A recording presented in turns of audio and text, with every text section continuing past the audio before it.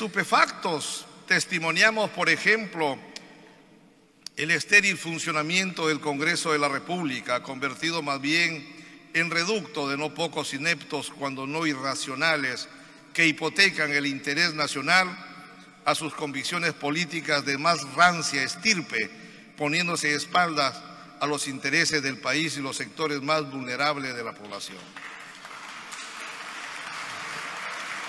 Yo expresé clarísimamente que es un Congreso con no pocos ineptos e irracionales, y yo lamento muchísimo que los congresistas que se levantaron se hayan considerado en esa franja. Aludidos.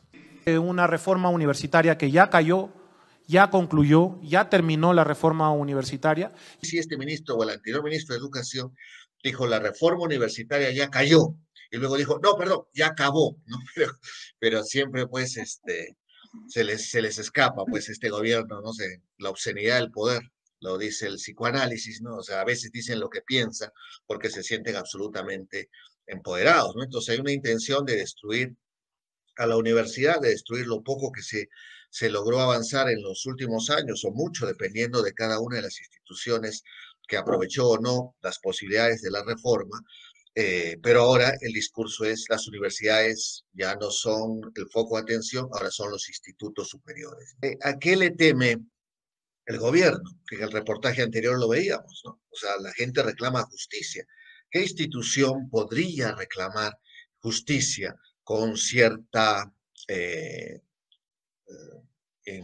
digamos, cierta repercusión importante, no solo a nivel nacional, sino internacional? La universidad, ¿no? Y de hecho, hasta hace poco lo hacían ciertas facultades de derecho, publicaban sus comunicados, ¿no? O señalando las injusticias en el país o los actos ilegales que cometían las autoridades. ¿Qué le preocupa, no?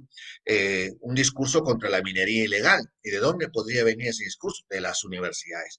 ¿Qué le preocupa, no? Que interpelen o critiquen esas leyes contra la Amazonía, ¿no? ¿Y de dónde podrían venir esas críticas? De la universidad, ¿no?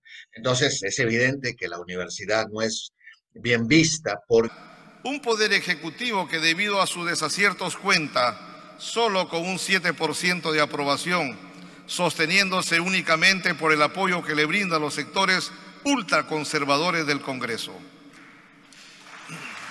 Allá.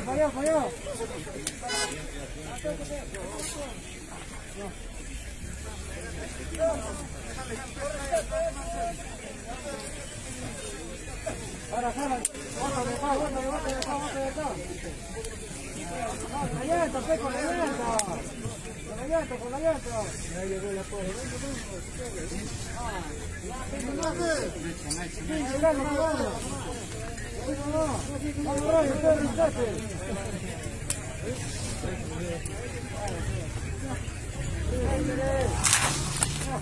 Ya.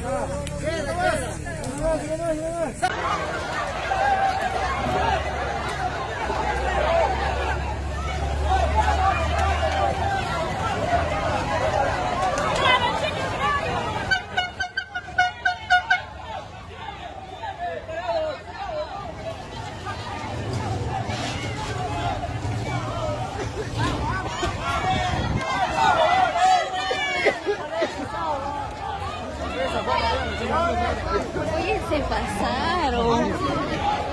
Han empezado ya agresivo.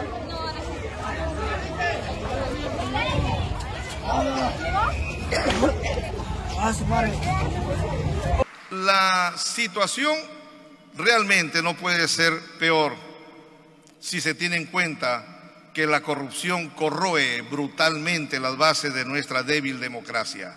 Según Proética, la percepción de la corrupción en el Perú al 30 de enero del presente año llega a 33 puntos, ubicándolo en el tercio inferior de los países con mayores índices de corrupción. Una escena como la descrita impone que las fuerzas auténticamente democráticas del país irrumpan en el escenario político con un programa unitario de auténtica reivindicación nacional y regeneración moral.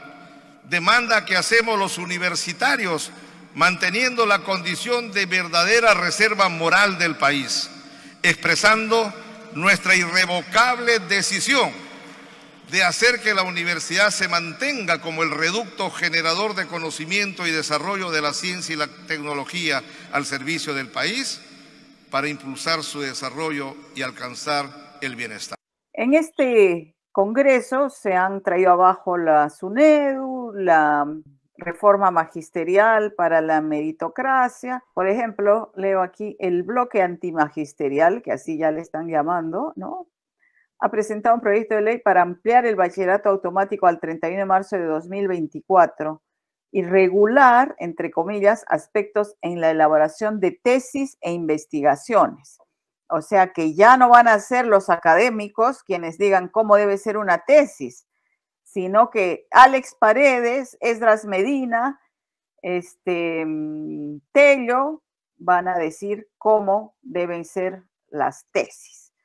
Como profesor universitario, José Luis, ¿qué te parece esto y las anteriores reformas? Bueno, ya antes vieron una ley en la que decía en el último semestre se debe enseñar un curso. Ya eso es grave porque supuestamente las universidades son autónomas y aunque no lo sean en la práctica porque los recursos los maneja el MEF, por lo menos académicamente se supone que lo son, ¿no? Y cada escuela profesional es el que establece su plan de estudios después de una evaluación de cómo va el desarrollo de la disciplina en el país y en el mundo, la demanda del mercado, etcétera. Muchas cosas se analizan para establecer el plan de estudios, pero el Congreso da una norma y dice qué curso tiene que haber en el último semestre. Pero aquí lo pasmoso no es que el Congreso se le ocurran esas cosas, sino la nula o casi nula respuesta de las universidades. Entonces, miremos lo que ha pasado en Argentina, ¿no? Las dejan sin presupuesto a las universidades, 120.000 personas protestando en las calles. Aquí se ha reducido drásticamente el presupuesto de las universidades, lo decía el ministro de Educación hoy día en la mañana, ya tenemos que ser austeros, no hay viajes, ¿no? O sea, el señor ministro piensa que en las universidades los viajes son para pasear, los viajes son para hacer turismo.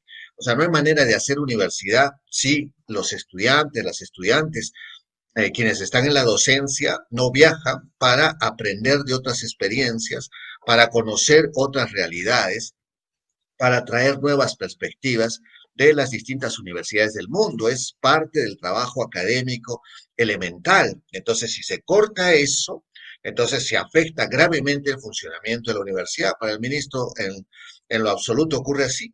Pero, ¿qué ha pasado a raíz de eso, ¿no? Entonces, muy pocas protestas, al punto que no ha faltado a alguien del gabinete que ha dicho, es mentira que el pueblo esté en contra de la señora Dina Boluarte porque no hay protestas en ningún sitio. Y esa es la prueba de que más bien goza de absoluto, el Congreso tiene un absoluto desprecio por la cultura, por la educación, etcétera, ¿no? Entonces, por la salud, por la democracia, ¿no? La señora Dina Boluarte diciendo que no es un gobierno débil porque ella tiene amigos en las bancadas. No sé si tenga asesores, pero es un disparate, o sea, es un suicidio político decir eso, porque lo que ella dice es, yo gobierno con mis amigos, y eso es lo más antidemocrático que existe, porque nadie votó por ella y sus amigos para que gobiernen. Entonces, y además ni siquiera tuvo la gentileza de decirnos quiénes eran esos amigos para saber quiénes son quienes están gobernando el país en estos momentos, ¿no? Es impresionante, no recuerdo ni un gabinete así, ¿no? Un premier que apenas acaba de conocerlo a la presidenta, poniendo las manos al fuego por ella, porque yo me imagino a Jorge el Castillo de premier de Alan García poniendo las manos al fuego, es lógico, son compañeros de partido, se conocen de décadas, han compartido luchas, etcétera. Pero a un señor que lo acaban de contratar de premier, que nunca ha estado en el mismo partido que la presidenta, que nunca han compartido ninguna lucha política ni ideológica, y que dice, yo estoy seguro que la presidenta no ha cometido ningún acto, etc. Entonces, ¿qué está haciendo? Cumpliendo un trabajo. Y entonces tenemos ministros que no son políticos, tenemos ministros asalariados. Y lo que están haciendo es cuidando su puesto, ¿no? Y entonces eso es terrible, porque es la degradación de la política a un nivel extremo. Entonces tenemos un gabinete que no es político, ¿no? Y un Congreso que está velando por intereses de grupos particulares, por tanto no es político. Y cuando intervienen en el Congreso, no tienen opiniones políticas, ¿no?